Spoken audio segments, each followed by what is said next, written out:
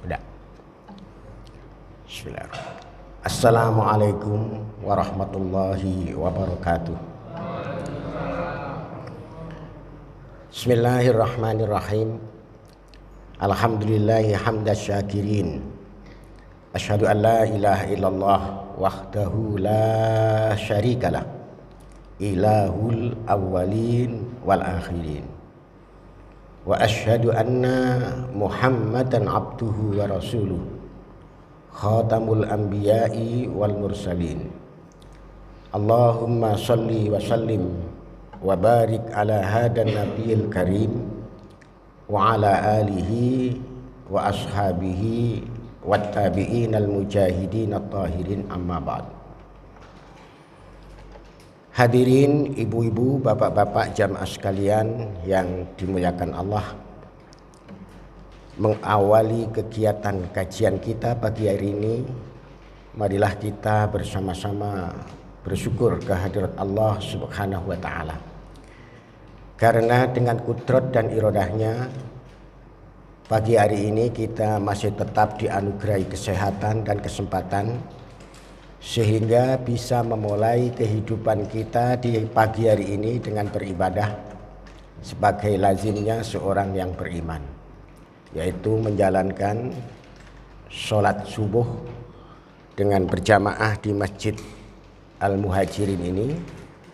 Kemudian terlebih dari itu, kita dapat memanfaatkan beberapa saat sambil menunggu waktu isyraq atau waktu surut dalam rangka kajian untuk bersama-sama lebih memahami tentang ajaran agama kita ini sebagai sebuah ajaran yang mampu menyelamatkan kehidupan kita baik dunia maupun untuk di akhirat nanti.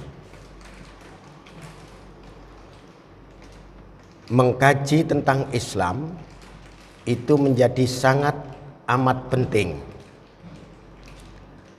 Nabi bersabda dalam sebuah hadis yang diriwayatkan oleh beberapa kitab hadis. Nabi bersabda, "May yuridillahu bihi khairan yufaqihu fiddin."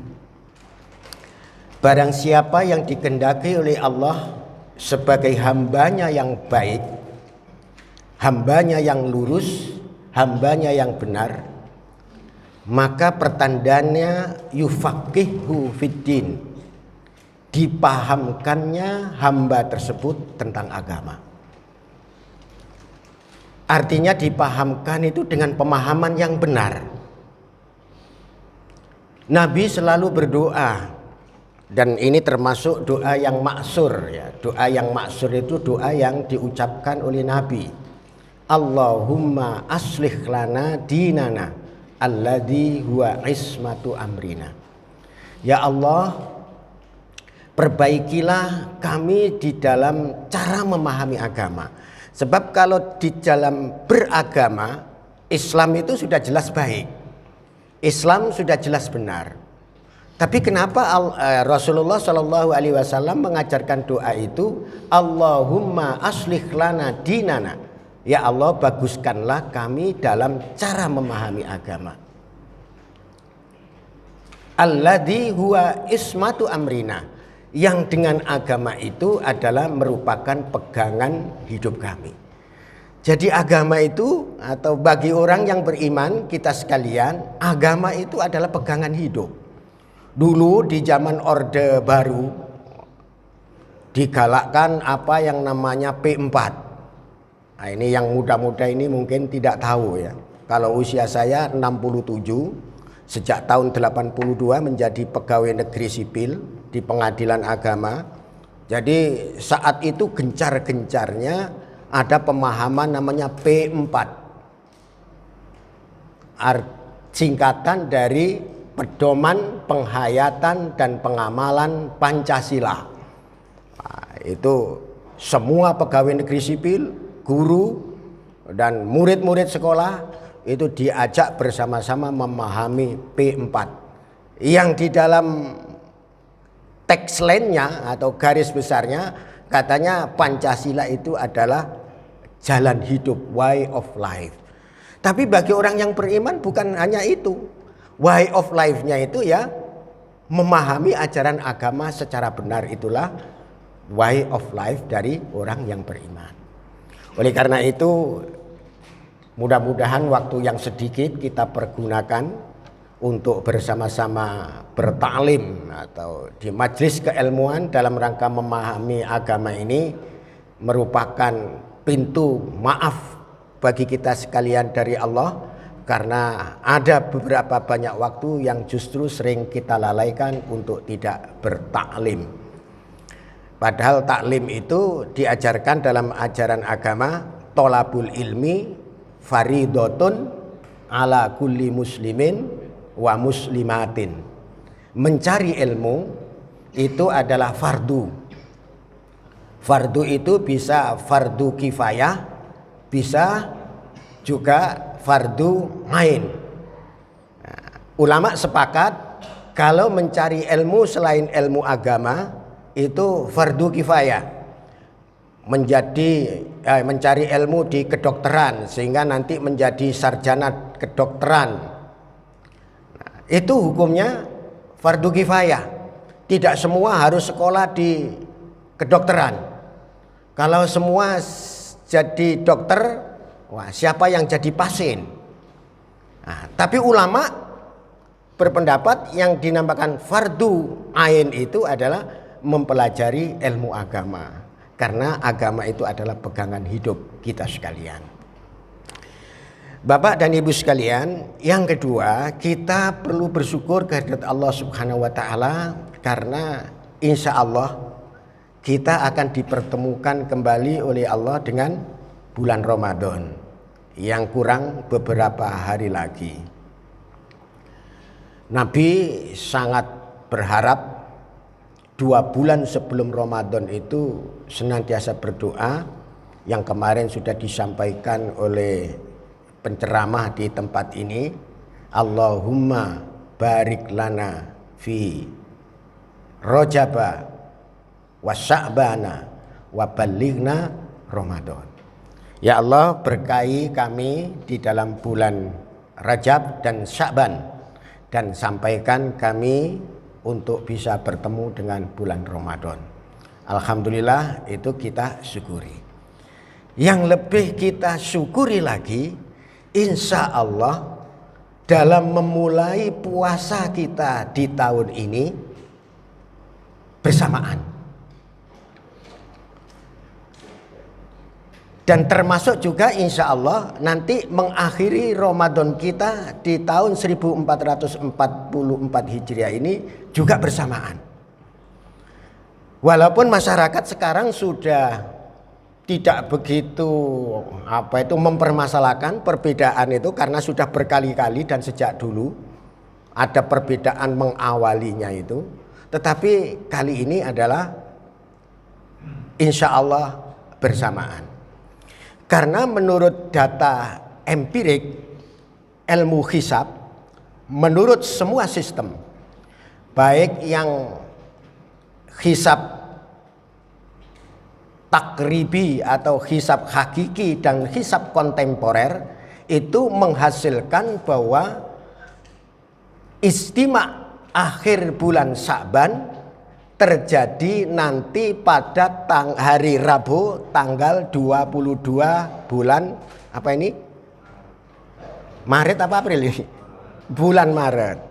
Nah, pada pukul 00.24. Itu semua sistem. Ada yang menggunakan data data empiriknya melalui ephemeris system. Nah, itu dari hisab yang saya terima dari teman-teman yang tetap disiplin. Kalau saya dulu pernah belajar hisab, karena pegawai pengadilan dulu itu diwajibkan untuk bisa ngerti ilmu hisab. Dilaksanakan kursusnya di Pengadilan Tinggi Agama Surabaya, ya di tempat ini. Dulu masih lama di Peneleh itu ya. Saya tahun 82 itu. Semua sistem diajarkan, baik yang takribi kira-kira, misalkan kitab Sulamun Nairen. Kemudian yang hakiki itu sudah modern karena sudah menggunakan data empiriknya, titik nolnya itu sudah memakai Greenwich di kota London. Kalau Sulamunairen di kota namanya Jaziratul saya sampai lupa sudah itu. Khalidah, Jaziratul Khalidah. Saya sendiri tidak tahu di mana itu titik nolnya itu. Artinya meridian 0 derajat itu sudah yang tahqiqi itu sudah pakai meridian Greenwich, sudah modern. Nah, kemudian yang sistem modern atau ilmu hisab modern itu ada John Meus, ada Ephemeris System, ada juga Almanak Nautikal. Di dalam 3 sistem itu, di dalam kalender itu bukan kalender hanya tanggal begitu, tapi disebutkan posisi bumi, bulan, dan bumi pada setiap saat. Tapi dihitung posnya itu di meridian Greenwich. Lalu kalau di sini bagaimana waktu duhur? Ya dikoreksi namanya. Dikoreksi. Di mana letak bujur kita, di mana letak lintang kita, lalu dihitung, ketemulah duhur itu nanti misalkan jam 11.25. Kemudian asar nanti jam berapa di sini itu? Jam 3 umpamanya. Maghrib, huruf itu nanti jam 6 sekian dan lain sebagainya. Itu namanya ilmu hisab itu begitu. Nah, semua ilmu hisab menetapkan bahwa ijtima' akhir bulan Sya'ban itu nanti tanggal 22 hari Rabu. Sehingga pada waktu maghrib, ijtima' kan jam 00, jam 24. Beredar matahari dan bulan sama-sama berpacu. Waktu maghrib itu jam 6 sekian.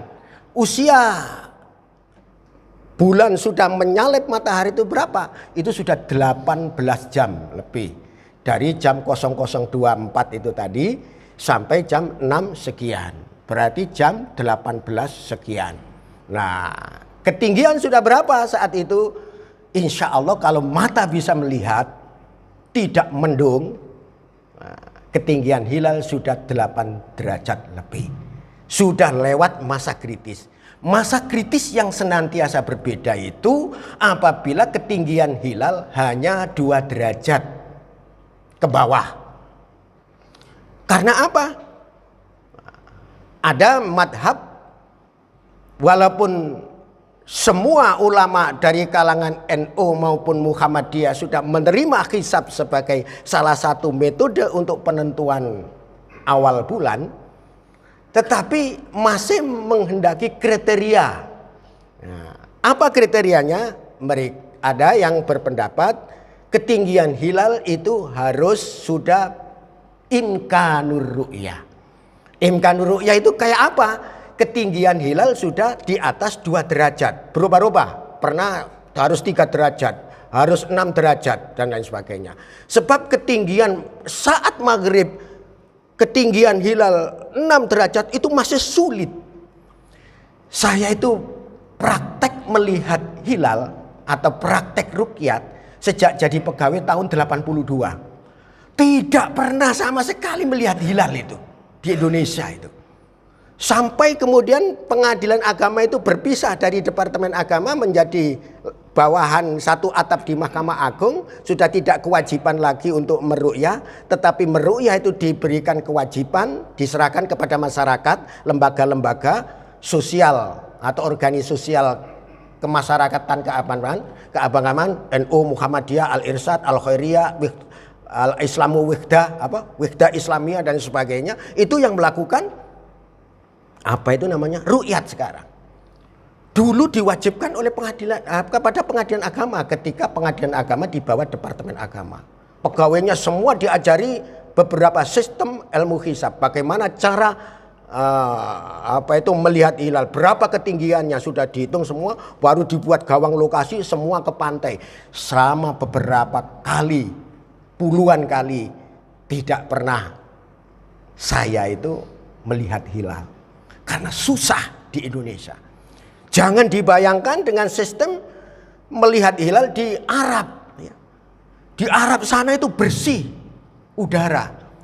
Kalau di Indonesia ini kan Indonesia itu terletak di Khatulistiwa. Khatulistiwa itu mendung itu senantiasa di situ. Coba dilihat di Google. Mendung itu hanya berputar-putar sekitar antara garis Khatulistiwa. Kalau sudah agak jauh sudah jarang sekali mendung. Bahkan tidak ada hujan. Di kutub utara tidak ada hujan. Walaupun dingin. Kan begitu.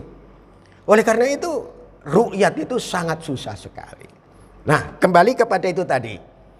Nah, ada dua kriteria. Yang pertama harus imkanur ru'yah. Hisab dipakai. Tetapi ada ketentuan harus imkanur ru'yah. Ketinggiannya ya karena pernah katanya dan menjadi heboh. Ketinggian hilal berdasarkan penghitungan semua sistem hanya 2 derajat, tapi ada yang mengaku melihat. Heboh dulu tahun berapa itu sehingga ketua pengadilan agama Kangean, Hembawean itu dibuat berita acara karena berita itu dari sana katanya melihat. Padahal tidak mungkin itu. 2 derajat, maghrib 2 derajat, hanya kemudian 4 menit sudah tenggelam. Kalau melihat setelah itu bohong.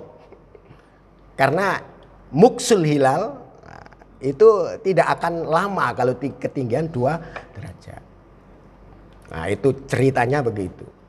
Akhirnya ya selesai. Berkali-kali kita senantiasa berbeda. Lalu sebetulnya kalau dulu sih umat Islam itu berbeda dalam dalam penentuan itu antara madhab ru'yat dan madhab hisab. Memang menurut hadisnya kan begitu. Sumu li ru'yatihi wa aftiru li ru'yati. Berpuasalah kalian karena melihat hilal tanggal 1 bulan Ramadan.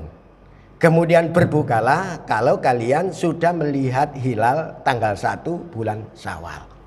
Itu perintah Rasulullah. Lalu kedudukannya bagaimana hadis ini? Kok kemudian kita beralih ke hisab? Bapak dan ibu-ibu sekalian, sebagian ulama menganggap bahwa hadis ini ada lil irsyad. Ada qarinah yang menyebabkan ini tidak harus dipegangi. Karena di zaman Rasulullah itu orang masih belum banyak memahami ilmu hisab, ilmu peredaran. Nah, itu.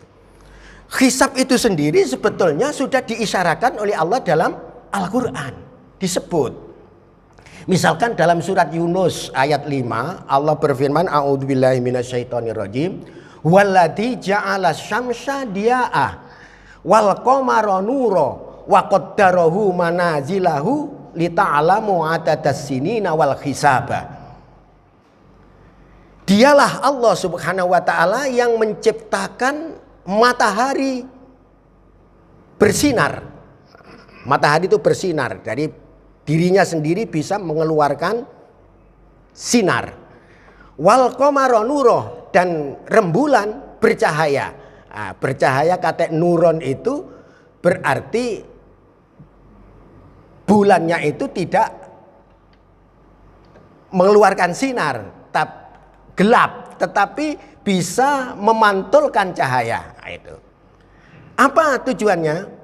Walladzi ja'ala syamsa dia'a wal qamara wa qaddarahu manazilahu, dan telah aku tetapkan manazilnya, deklinasinya.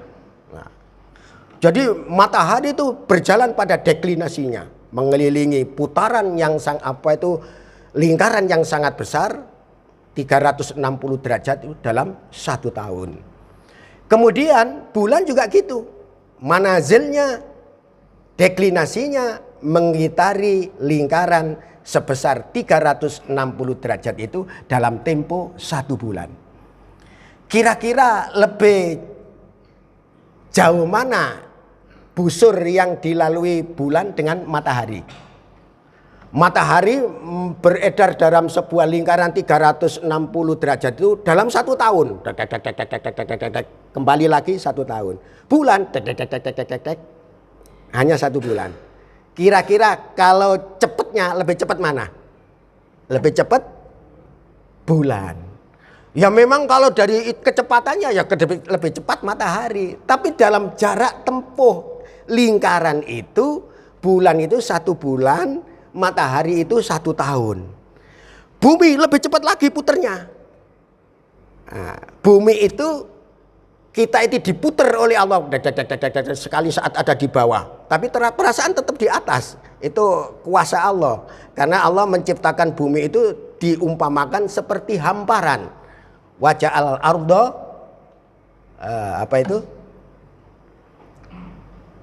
Allah menjadikan bumi itu terhampar seperti ya karpet ini. Walaupun sebetulnya kalau kita bayangkan karena bumi itu bulat, suatu saat kita jongkir di bawah, tapi perasaan kita tidak terasa karena kalau dalam ilmu namanya ada gravitasi itu. Kan begitu. Nah, itu kembali lagi ke Anishari. Oleh karena itu sebetulnya matahari dan bulan itu sama-sama berpacu dari arah barat ke timur, tetapi kelihatan kita seperti matahari itu bergerak dari timur ke barat. Apa sebabnya? Kita diputar lebih cepat. Kita 1 hari. Oleh karena itu kita bisa mengamati, Bapak dan Ibu sekalian. Kalau matahari itu berputar dalam lingkaran dalam 1 tahun 360 derajat itu diputari dalam 1 tahun, maka sehari itu hanya 1 derajat. 1 derajat dik gitu. Sudah 1 hari. Dik 1 hari. Kemudian bulan dalam lingkaran 360 derajat itu ditempuh dalam 1 bulan. Ya rata-ratanya 30 hari gitu lah gampangnya. Maka berarti dia 1 hari itu menempuh perjalanan 13 derajat. Lalu berapa derajatkah matahari ditinggalkan oleh bulan? 1 harinya itu kurang lebih 12 derajat. Kalau tidak percaya bagaimana? Nah, contohnya begini. Nanti kalau tanggal 15 matahari sedang tenggelam di ufuk barat, bulan muncul di ufuk timur, karena pada saat itu 180 derajat. Kan begitu. Nah, kalau hanya tanggal 3 matahari tenggelam, bulan sudah lebih tinggi. Tanggal 4 matahari tenggelam, sudah lebih tinggi lagi. Kemudian seterusnya. Ketika 7 hari sudah 90 derajat. Ketika 15 hari 180 derajat terjadilah purnama. Karena matahari bertentangan betul dengan posisi bulan. Sedangkan bumi kita berada di tengah-tengah antara matahari dan bulan. Sehingga kata orang Jawa, oh itu bulan ini sudah dari bunderser. Sebab apa? Matahari ada di ufuk barat, sedangkan bulan baru muncul di ufuk timur. Nah, kemudian besok tambah mengecil, lalu terjadi lagi namanya istima. Kalau gambarannya itu sama dengan jam ini. Jam ini ada yang cepat, yang kecil itu bumi. Ada yang lebih cepat lagi, ada yang lebih lambat, yaitu putaran jarum panjang. Ada yang lambat sekali, putaran jarum pendek, putaran jam. Ya sama seperti itu. Nah, selama 12 bulan, nah itu namanya kemudian dari 1 tahun. Nah, itu sekitar gampangannya seperti itu ilmu hisab itu.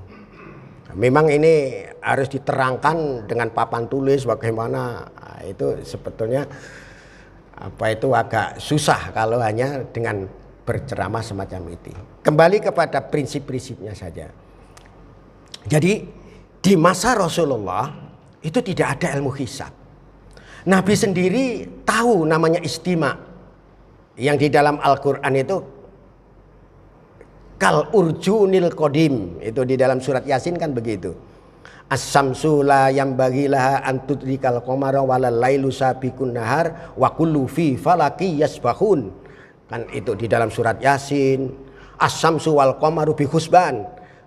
matahari dan bulan dengan di perjalanannya dengan hisab dan lain sebagainya. Nah, kenapa di zaman Rasulullah belum ada hisab? Ya karena belum ada baca tulis. Dalam sebuah hadis dikisahkan kunna ummatun ummiyatun la naktubu wala naksibu wasyahru hakada wa hakada. Kami adalah orang-orang yang ummi. La naktubu tidak bisa menulis, wala naksibu dan tidak bisa ilmu hitung, menghisap. Wasyahru hakada wa hakada. Sedangkan usia bulan itu hakada wa hakata maksudnya bisa 29 bisa 30 hari. Fa in hubiya alaikum apabila terjadi mendung fakdurulah maka kadarkanlah. Ada dua hadis itu. Itu yang dari sahabat Abdullah bin Umar. Jadi kemudian yang dari sahabat yang lain itu dikatakan sumu li ru'yati wa aftiru li ru'yati.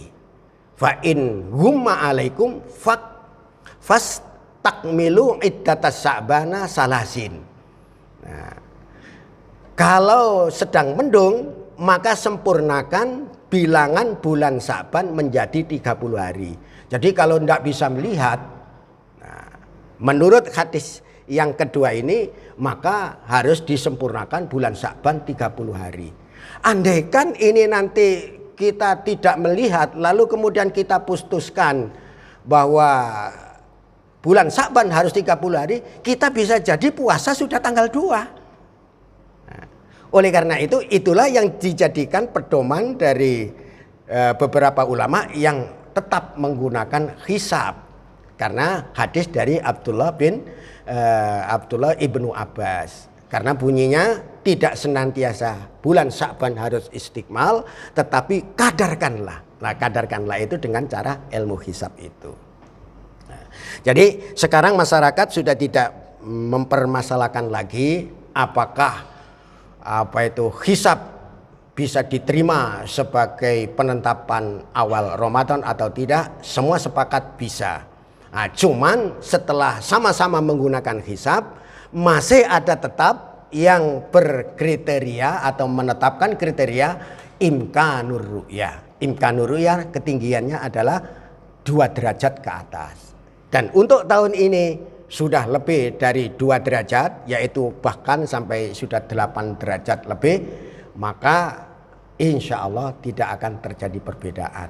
Kita akan puasa bersama-sama dan akhir Ramadan nanti juga sama. Berdasarkan perhitungan beberapa sistem baik almanak nautikal maupun epimeris system atau John Mew system dan banyak lagi sistem, seperti kalau kita menggunakan kitab kuningnya yang berbasis bahasa Arab ya kita pakai Khulasatul Wafiyah atau Fathu Ra'uful Manan. Nah, itu sudah memakai sistemanya hisabnya dengan namanya hisab hakiki bitahqiq, beberapa koreksi-koreksi sehingga sangat akurat. Luar biasa Bapak dan Ibu sekalian, ilmu hisab itu sudah menjadi ilmu pasti dan berdasarkan empirik tidak pernah meleset. 400 tahun yang akan datang orang menghitung terjadi gerhana atau tidak sudah bisa. Padahal menghitung paling susah adalah menghitung gerhana. Menghitung gerhana itu harus tahu 3 posisi benda langit itu. Bumi di mana, matahari di mana, kemudian bulan di mana. Kalau terjadi gerhana matahari, maka berarti bulan berada di tengah-tengah antara bumi dan matahari. Nah, terjadinya gerhana matahari itu pasti pada saat itu adalah terjadi istima. Istima itu yaitu bersamanya bulan dan matahari dalam satu garis ekliptika langit. Ketika ketemu nah nanti ketemu lagi nah, dalam satu garis ekliptika langit di situ terjadi istima. Lah Nabi dulu tidak tahu karena Nabi tidak tahu kalau tidak ada wahyu. Kebetulan wahyu tidak diturunkan. Muhammad sekarang terjadi istima. Nah, Sehingga Nabi hanya memberikan secara empirik puasa nanti kalau kita sudah melihat hilal. Padahal hilal itu terjadi setelah terjadi ijtima.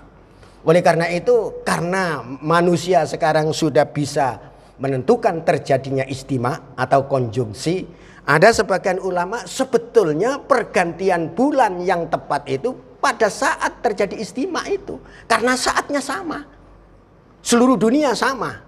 Kalau menghitung, wah, nanti jadi ijtima itu nanti tanggal 22 jam 00.24 lebih sekian detik. Sebab posisi matahari dan bulan sudah bisa ditentukan. Kita menentukan waktu sholat. Waktu sholat menurut Al-Quran kan apa? Matahari, posisi matahari. Aqimis sholata liduluki syamsi. Dirikan sholat karena duluk itu ya posisi matahari. Apakah kita harus terus melihat matahari? Sekarang sudah tidak. Kalau dulu di masjid saya, di depan rumah saya ada masjid di kampung saya sana itu, saya masih kecil, itu abah saya itu, bapak saya itu membuat bencet di depan masjid itu. Bencet itu, tahu bencet? Ya, ada apa itu tekel dibuat lingkaran gitu, kemudian ada garis yang membujur antara arah utara hakiki dan selatan hakiki, timur hakiki dan barat hakiki. Kemudian ada besi kuningan, ada garis-garisnya diberdirikan tengah. Nah, kalau sudah waktu duhur sedang ada matahari dilihat. Lam deloken bencete wis gingsir apa durung? Buka, set. Oh sampun, wis kebayang-bayangannya wis ngeliwati garis, oh wis tabun beduke, nah, gitu. Sekarang apa begitu? Sudah diaplikasikan dengan jam. Ya, kemudian jadilah jadwal sholat. Itu sebetulnya ilmu hisab. Kalau ayatnya nggak ada itu kita menentukan waktu duhur asar dengan hisab, nggak ada. Aqimis sholata liduluki syamsi ila ghasaqil wa Qur'an al-fajr. Dirikan sholat itu karena kedudukan matahari.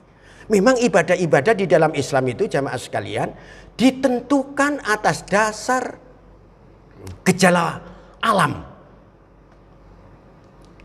Ya. Satu Ramadan mengawali gejala alam. Satu orang berhaji itu mencari bulan Dzul Hijjah. Kalau terjadi gerhana matahari, ada gejala alam, Nabi memerintahkan sholat. Ada gerhana bulan, Nabi memerintahkan sholat.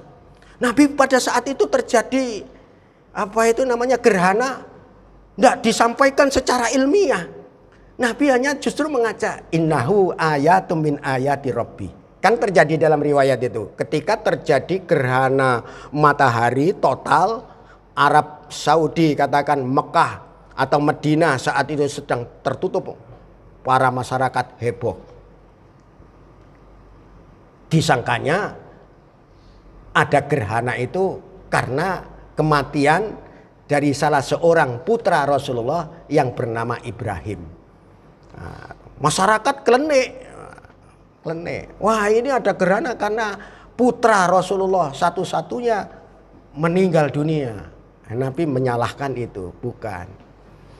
Innal qamara innal kusufa wal husufa la li mauti ahadin wala li hayatihi innahu ayatum min ayatillah fa idza ra'aitumu fasallu. Sesungguhnya terjadinya gerhana matahari atau bulan itu adalah sebagai pertanda kekuasaan Allah. Apabila kau lihat itu, ayo sholat. Nah, Nabi tidak menerangkan, karena posisi matahari bayang-bayang bulan menimpa pada bumi sehingga terjadilah kegelapan sementara. Nah, tidak diterangkan begitu. Nabi hanya menerangkan seperti itu. Karena apa? Ya karena itu tadi masyarakat masih belum mengenal ilmu hisab. Orang Arab itu sangat terbelakang. Ya. Orang Arab itu di mana Islam itu diturunkan kepada Nabi Muhammad, masyarakatnya sangat terbelakang. Sangat berbeda jauh dengan masyarakat di sekelilingnya seperti Mesopotamia, Mesir. Mesir itu 300 tahun sebelum Masehi, kebudayaannya sudah sangat maju. Mereka sudah bisa membuat piramid.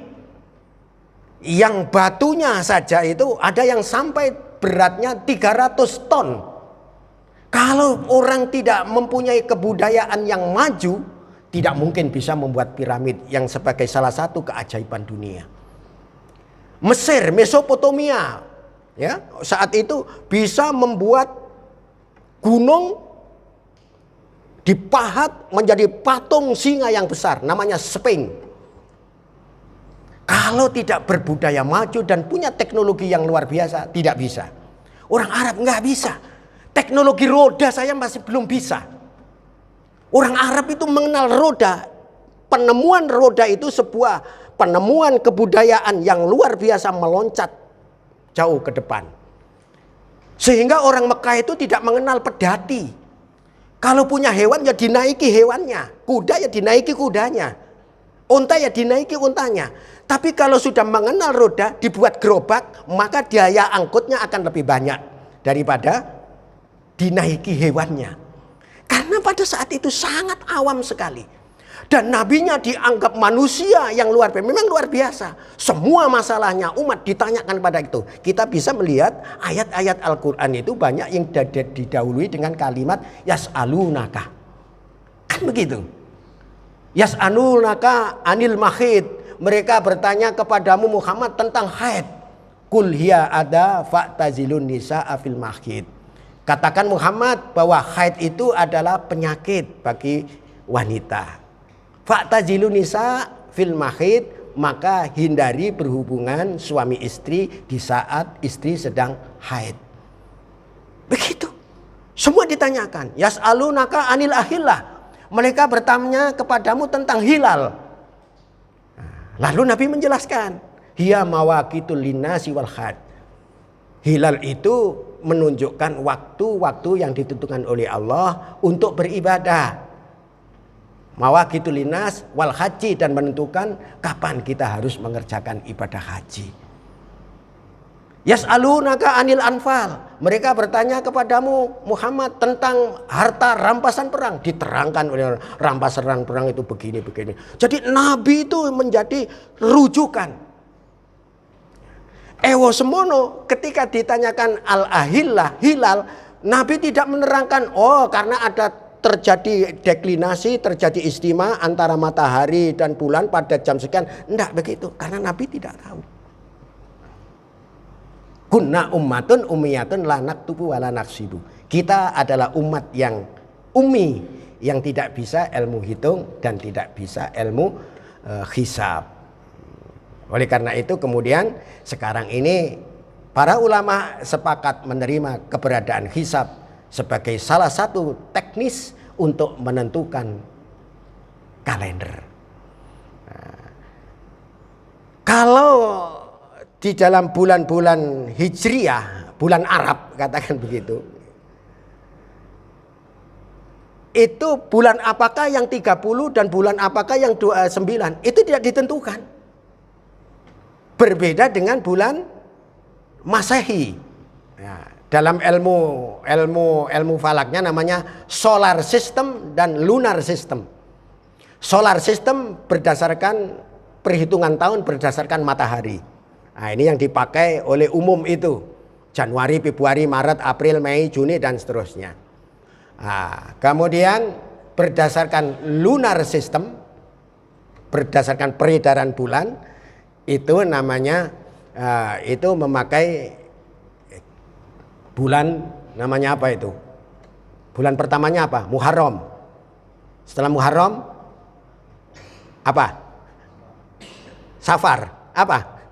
Saya juga enggak lupa.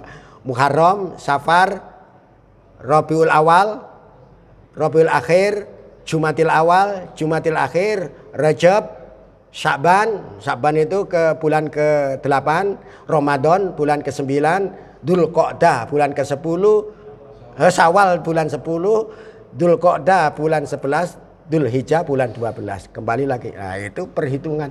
Inna iddatas syuhuri indallah isna asrota syahra fi kitabillah. Dalam Al-Qur'an kan begitu. Sesungguhnya bilangan bulan di dalam Al-Qur'an itu 12. Nah, orang-orang Masehi juga mengikuti, banyaknya 12. Cuman sistemnya beda. Nah, kalau bulan kalender Masehi sudah bisa ditentukan atau sudah menentukan. Kalau Januari itu 31, pakai gini kan itu. Januari, Februari, Maret, April, Mei, Juni, Juli. Nah, yang pas muncul tinggi ini, ya, mentol ini berarti jumlah harinya 31. Kalau bawah ini 30. Kecuali bulan Februari. Jangan berharap bulan Februari itu ada tanggal 30. Hanya 28. Nanti pada tahun kabisat, tahun yang bisa dibagi 4, itu baru usia Februari itu 29. Nah, sekarang tahun berapa? 2023. Pasti tidak bisa dibagi 4. Oleh karena itu usia bulan Februari kemarin hanya 28. Nanti tahun yang kenapa itu? Itu koreksi supaya nanti tidak terjadi kesalahan. Dan itu tidak pernah terjadi perubahan. Saya dulu pernah diajari ilmu hisab itu oleh Bapak Dr. Randes Barmawi, Ketua Pengadilan Agama Bangkalan. Saya membaca hadis begini. Pak Barmawi, saya membaca hadis bahwa Nabi itu berpuasa 9 kali. Karena puasa itu diturunkan oleh Allah, diperintahkan oleh Allah pada tahun kedua Hijriah. Dan kedua Hijriah terjadi perang Badar. Perang Badar itu tanggal 17 Ramadan.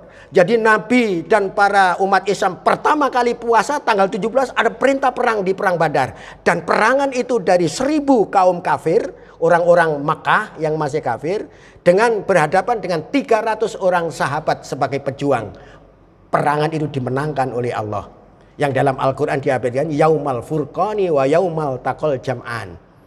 Pada hari itu dinamakan Yaumal Furqan, hari pembeda antara kafir dengan Muslim. Wa yaumal taqal jam'an, dan hari itu bertemunya dua kelompok besar, yaitu perang antara orang kafir dan orang Muslim di perang Badar. Itu terjadi pada bulan Ramadan. Yang itu sebagai dasar diturunkannya Al-Quran. Syahrul Ramadan alladzi unzila fihi, dan banyak ayat, sehingga di situ sepakat para ulama mengatakan turunnya ayat Al-Quran itu pada bulan Ramadan. Tanggalnya berapa? Berbeda-beda. Ada yang mengatakan tanggal 17 berdasarkan itu. Qul in kuntum amantum bima anzalna ala abdina yaumal furqani wa yaumal taqal jam'an. Yaumal furqan wa yaumal taqal jam'an itu hari perang Badar yang terjadi pada tanggal 17. Sehingga negara kita menetapkan bahwa hari libur untuk nuzulul Quran itu tanggal 17. Istana Merdeka, Istana Presiden, katakan begitu, menetapkan biasanya tanggal 17 Ramadan itu adalah peringatan untuk nuzulul Quran. Nah, ini. Gimana? Masih terus ini? Ya. Jadi itu tentang hisab, Pak, ya. Jadi kita sudah tidak menjadi perbedaan lagi, cuman memang masih potensi akan terjadi perbedaan karena kriteria itu tadi. Apabila dihitung, nanti ketemunya pada waktu maghrib, hilal itu sudah di atas 2 derajat, aman, tidak terjadi perbedaan. Tapi kalau sudah ternyata di bawah 2 derajat, pasti terjadi perbedaan. Ada 2 aliran yang saya katakan tadi, aliran wujudul hilal dengan aliran imkanur ru'yah. Muhammadiyah biasanya menggunakan penetapan wujudul hilal. Sehingga ada ketinggian hilal 0, sekian derajat, itu sudah dianggap sebagai sudah masuk, besoknya sudah tanggal 1. Pedoman pokoknya istima qoblal ghurub. Kenapa begitu? Ghurub itu maghrib, Pak. Ghurub itu sama dengan matahari tenggelam. Pergantian hari menurut Masehi dengan menurut Hijriah itu beda. Kalau pergantian hari menurut bulan perhitungan Masehi umum itu jam 24.00 atau jam 00. Baru hari itu namanya ganti. Nah, kalau menurut Hijriah itu maghrib.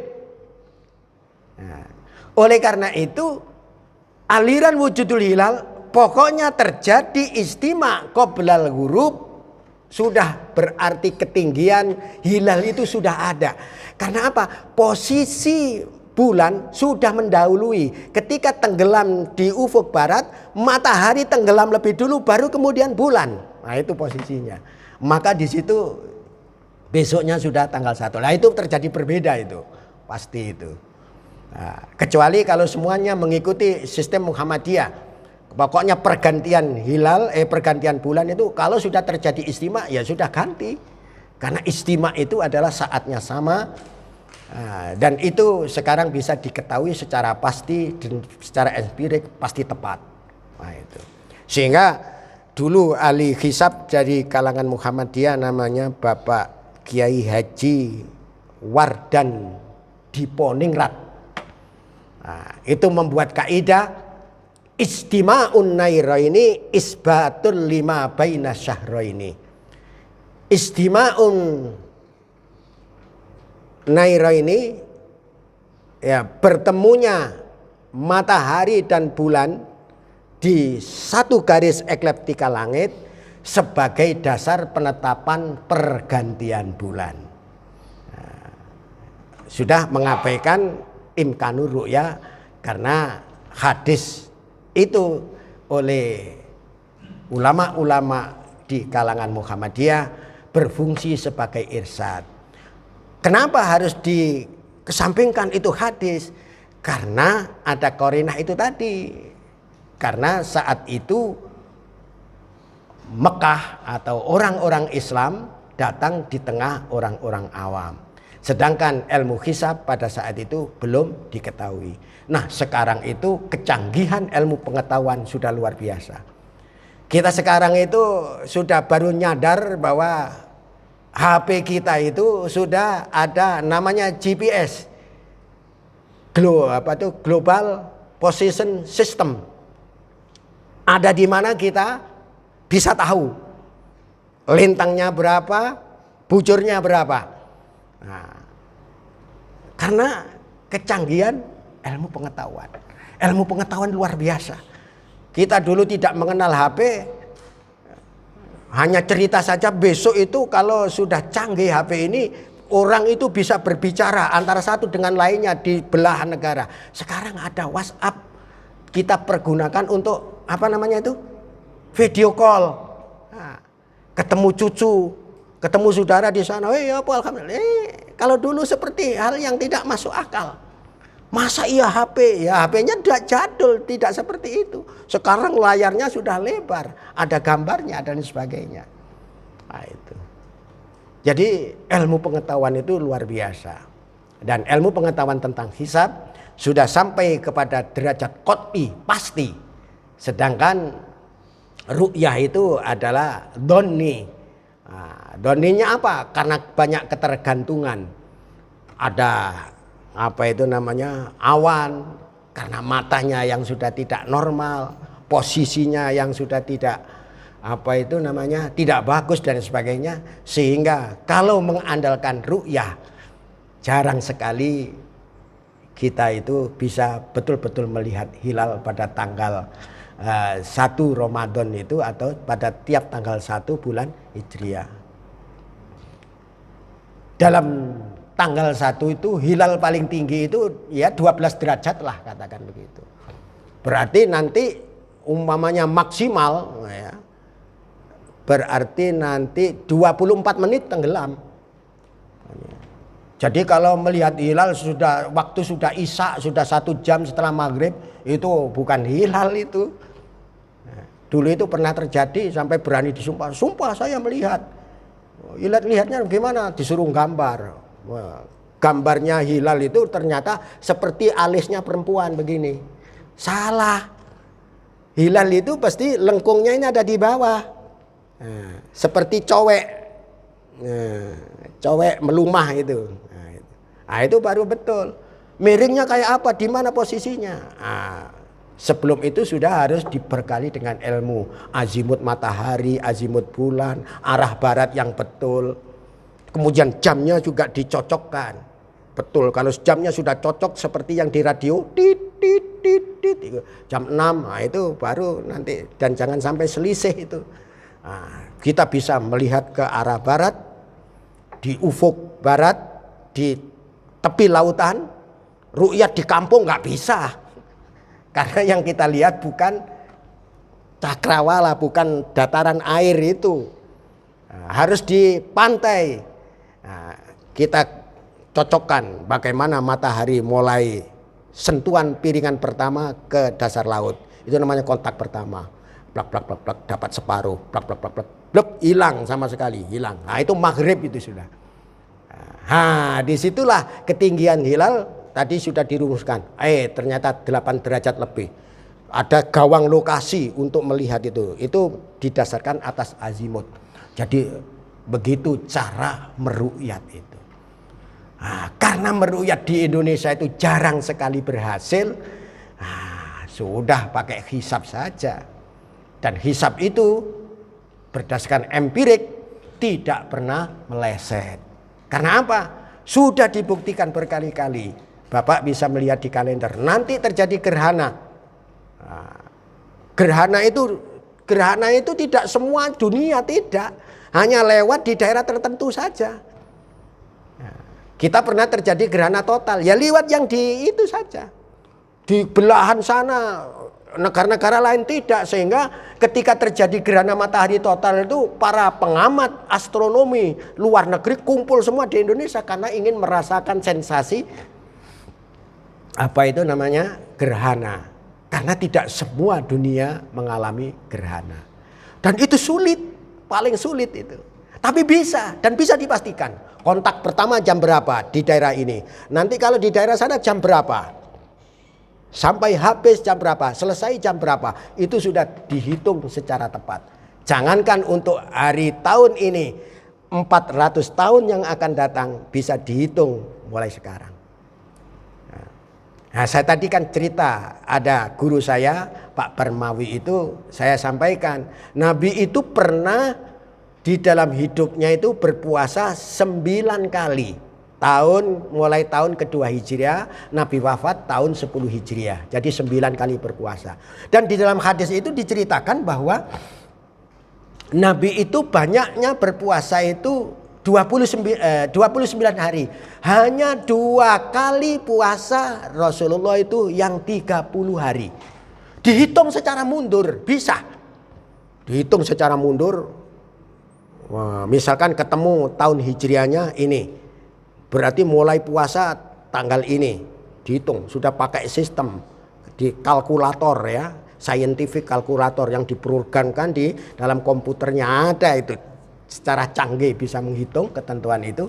Ketemulah betul apa yang diceritakan dalam hadis, Nabi kebanyakan puasa itu adalah 29 hari, hanya 2 puasa yang kebetulan istiqmal 30 hari, yaitu puasa di tahun 7 Hijriah dan tahun 9 Hijriah. Nah, yang lainnya hanya 29. Nah, kita nanti ini juga puasa 29, kebanyakan 29. Hanya bulan-bulan hanya tahun-tahun tertentu kita lihat batas matahari, batas akhir bulan pada ilmu hisab, nanti baru kita ketemu apakah puasa nanti 30 hari atau 29 hari. Barangkali demikian yang dapat saya sharing dari masalah ilmu hisab, walaupun agak susah diterima, tapi mudah-mudahan ini menjadi wacana pokok kita ketika kita memahami agama. Demikian kami akhiri, billahi taufik wal hidayah. Assalamualaikum warahmatullahi wabarakatuh.